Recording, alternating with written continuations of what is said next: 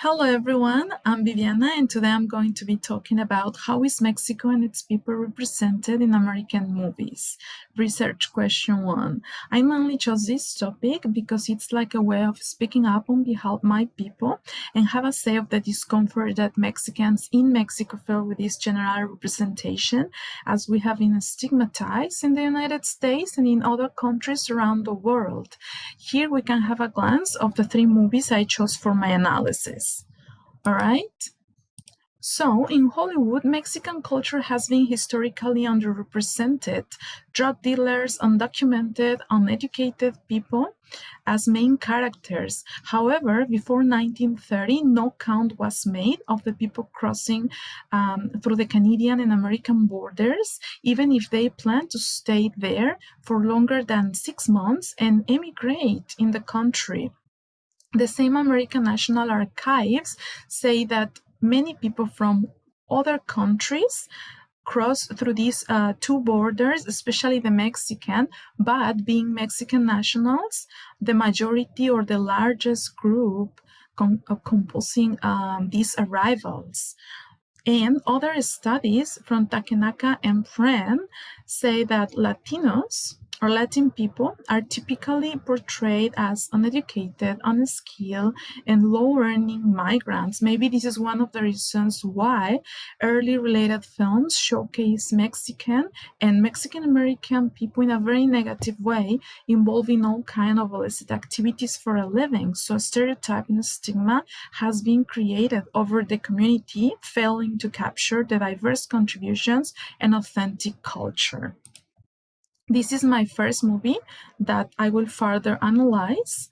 So it's called My Family. I underline keywords and key phrases: Mexican immigrants, illegal deportations, political and social hardships, gang fights, and family remains strong.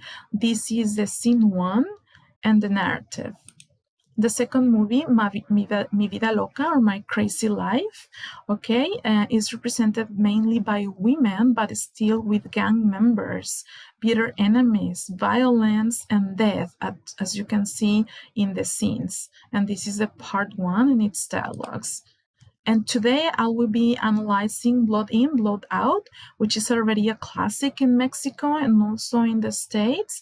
And this movie is about 3 cousins that compose a gang, but their lives are still surrounded with a lot of violence, crime, narcotics, alcohol, and they are in the search of their identity. Okay, these are the image scenes and their dialogues. So I will follow the 6-phase analytical process of Brown and Clark, 2006. They have proposed 2 main approaches, but I will follow the deductive theoretical analysis top-down, which is driven by theory and existing literature. It is rich and explores specific cultural themes. Then I will continue with latent themes that underline ideas, assumptions, and ideologies. And finally, we'll use a social constructionist epistemology framework that theorizes social cultural contexts.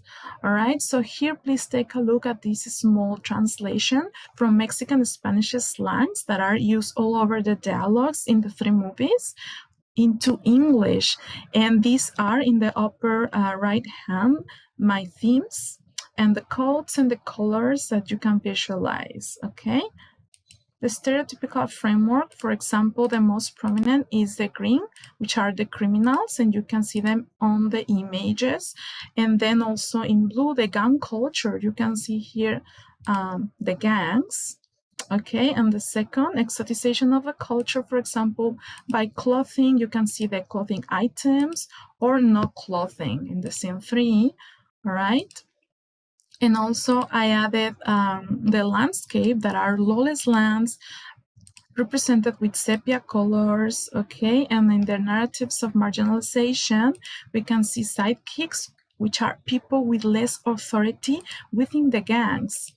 Okay, in the dialogues, we can see bilingualism all over the dialogue construction, still we see gang culture in the dialogues, but the most prominent remains the criminals, which is in green. Okay, we can find it in the images and dialogues. And in these rectangles are the tragic figures that represent Mexican people in small conversations with death, sadness, or revenge. And I added big rectangles in orange because the whole dialogue is constructed by bilingualism, which is Chicano English. All right. And as you could see or observe, this data set explores the depiction of a Mexican culture in Hollywood visually and linguistically to construct a comprehensive analysis. And this is all from my side. And I hope that you enjoy my presentation. Bye-bye.